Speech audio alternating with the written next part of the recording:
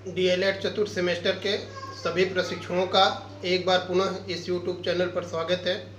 जैसा कि हम लोग पिछले टॉपिक में जो है थियोसॉफिकल सोसाइटी के बारे में पढ़े थे, आज हम लोग जो है मुस्लिम धार्मिक सुधार आंदोलन के बारे में पढ़ते हैं।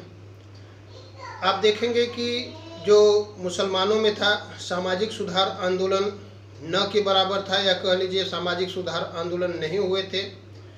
मुख्य जो उनका आंदोलन था वो धर्म सुधार आंदोलन को लेकर के था, और ऐसा इसलिए था कि जो मुस्लिम ज़्यादातर यहाँ पर आए थे, जो मुस्लिम शासक थे, तो उनका बाद में एक उद्देश्य यह था कि जो भारत है इसको दारुल हर्ब से मतलब गैर मुस्लिमों से दारुल इस्लाम में बदलना था। दारुल हर्ब से कह लीजिए दारुल इस्लाम में बदलना था। तो यह जो है एक प्रकार से सामाजिक आंदोलन न करके क्या किया था, धार्मिक आंदोलन किया था। उसके अंतर्गत अगर देखें, पहला जो महत्वपूर्ण आंदोलन था वो था वहाबी आंदोलन। तो वहाबी आंदोलन की जब बात हम लोग करते हैं तो सबसे महत्वपूर्ण चीज़ यही है कि वहाबी आंदोलन जो था भारत में धर्म सुधार का जो है पहला संस्था था, पहला एक संगठन के रूप में स्थापित हुआ। और इसका जन्म की अगर बात करें तो यह अरब में इसका जन्म हुआ था, अरब कंट्री में, और इसके जो संस्थापक थे शरीयत उल्लाह साहब थे। लेकिन भारत में जो वहाबी आंदोलन या वहाबी विचारधारा को यहाँ पर लाया, उसमें जो है सर सैयद अहमद बरेलवी जो है प्रमुख थे। और जैसा कि हमने पहले भी बताया, उसी तरह से वहाबी आंदोलन जो था उसका उद्देश्य यही था कि भारत को दारुल हर्ब से या गैर इस्लाम से इस्लाम में बदलना, या दारुल हर्ब से दारुल इस्लाम में बदलना था। और आप देखेंगे कि इसको लेकर के या अपने उद्देश्य को पाने के लिए पंजाब में यह आंदोलन हिंसक हो गया था। इसका परिणाम यह होता है कि लॉर्ड विलियम बेंटिक और राजा रणजीत सिंह ने इस आंदोलन का जो है पंजाब में दमन कर दिया था। और 1872 में एक घटना घटती है। वायसराय उस समय जो लॉर्ड मेयो थे, अंडमान की सेलुलर जेल को जो है चेक करने या निरीक्षण करने के लिए जाते हैं, और वहीं पर जो है हैदर बेग नाम का एक वहाबी नेता था जिसने जो है लॉर्ड मेयो की हत्या कर दी।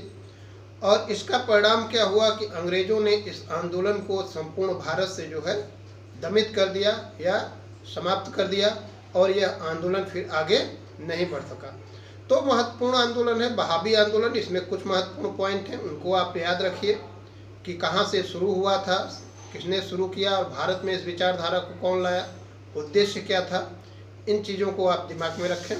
इसके बाद अगर देखें तो देवबंद आंदोलन एक महत्वपूर्ण आंदोलन है। देवबंद आंदोलन अगर देखें 1866 में जो है यह प्रारंभ हुआ था, और जो इसका स्थान था सहारनपुर उत्तर प्रदेश था। इस आंदोलन का जो स्थान था सहारनपुर उत्तर प्रदेश था। और इसके जो संस्थापक थे दो महत्वपूर्ण वहाबी नेता थे। जब वहाबी आंदोलन दमन हुआ, इन्होंने दूसरे रूप में अपना आंदोलन शुरू किया, तो इसके दो महत्वपूर्ण नेता थे राशिद अहमद गंगोही और अब्दुल कासिम ननवतवी। ये दो महत्वपूर्ण नेता थे, इनको याद रखिए कि राशिद अहमद गंगोही और अब्दुल कासिम ननवतवी। और इस आंदोलन का जो उद्देश्य था कि इस्लाम का हम प्रचार प्रसार करें, जिससे कि भारत में उसका बेहतर विकास हो सके। और इसके लिए इस आंदोलन ने जो है शिक्षकों की नियुक्ति भी किया। और एक प्रकार से कह सकते हैं कि जो देवबंद आंदोलन था अंग्रेज विरोधी आंदोलन था। आज भी देखेंगे कि देवबंद स्कूल प्रसिद्ध है। तो देवबंद स्कूल में देखेंगे कि अंग्रेजी शिक्षा पूर्णतः उस समय प्रतिबंधित थी, वर्जित थी। इस्लाम धर्म के प्रचार प्रसार के लिए आंदोलन शुरू किया गया था। अब एक महत्वपूर्ण आंदोलन आता है अलीगढ़ आंदोलन। बहुत महत्वपूर्ण है, इतिहास में पढ़ा जाता है। तो अलीगढ़ आंदोलन के संस्थापक की बात अगर किया जाए तो सर सैयद अहमद खान थे, महत्वपूर्ण व्यक्ति हैं सर सैयद अहमद खान। और इस आंदोलन का जो स्थापना वर्ष था या शुरुआत जो थी 1875 में थी, इसको आप जानते रहिए। अब जहाँ तक सर सैयद अहमद खान की बात है तो थोड़ा सा इनके बारे में हम लोग जानते हैं। सर सैयद अहमद खान देखेंगे कि उत्तर प्रदेश के गाजीपुर ज़िले में इनका जन्म हुआ था और डिप्टी कलेक्टर या सदर अमीन के पद पर मतलब नियुक्त हुए थे बाद में, और 1 वर्ष की सेवा रह गई थी, तभी जो है इन्होंने नौकरी को छोड़ दिया था। और जब 1857 का विद्रोह हुआ था तो सहारनपुर उत्तर प्रदेश में जो है इनकी नियुक्ति थी उस समय।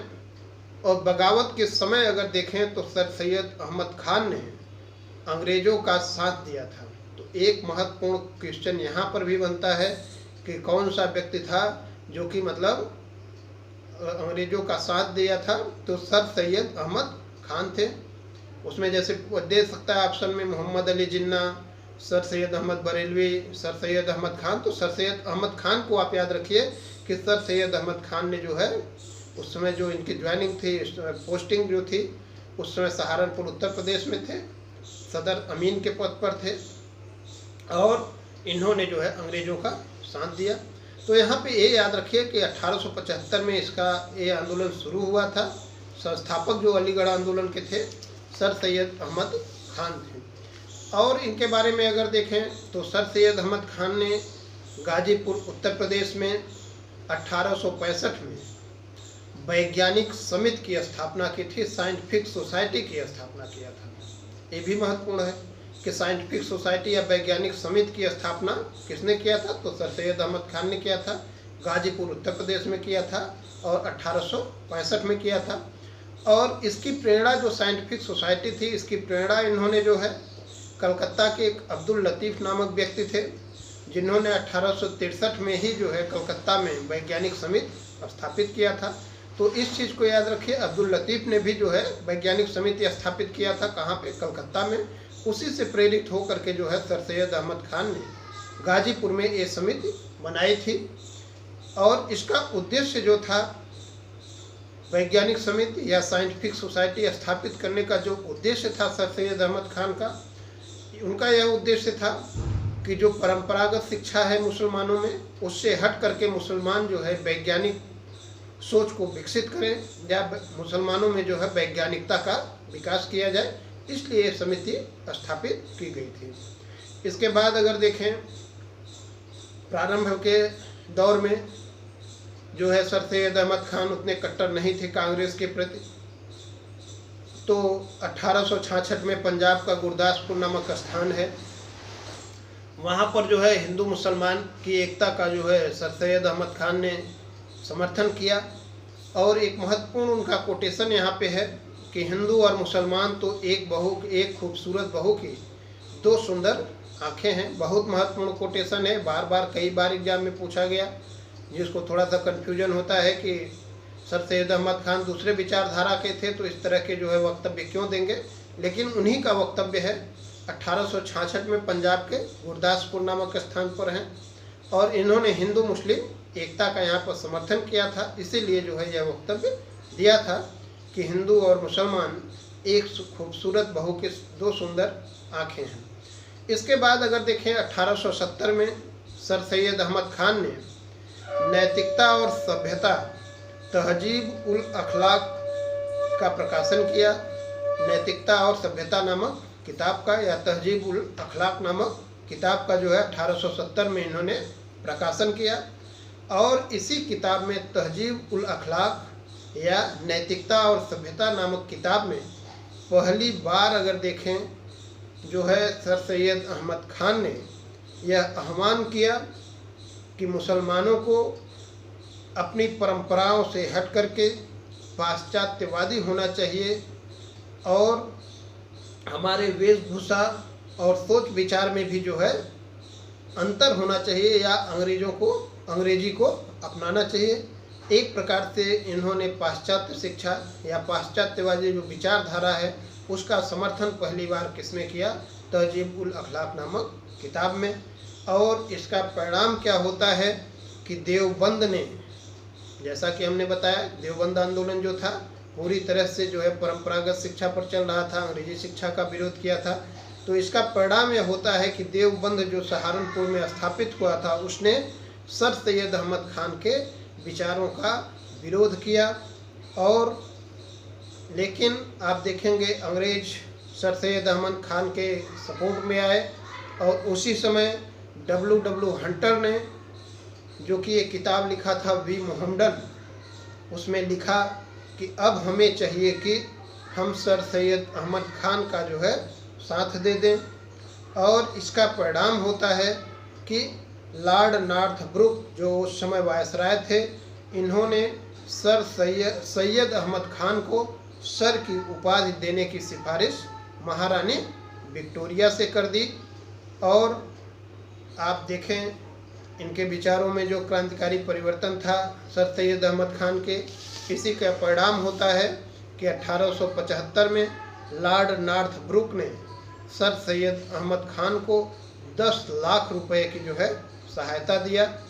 और बहुत सी चीज़ें अभी सर सैयद अहमद खान के बारे में बची हैं, उसको हम लोग बाद में अगले क्लास में देखते हैं। फिलहाल ये महत्वपूर्ण टॉपिक है, इसको आप लोग ज़रूर पढ़िए। धन्यवाद।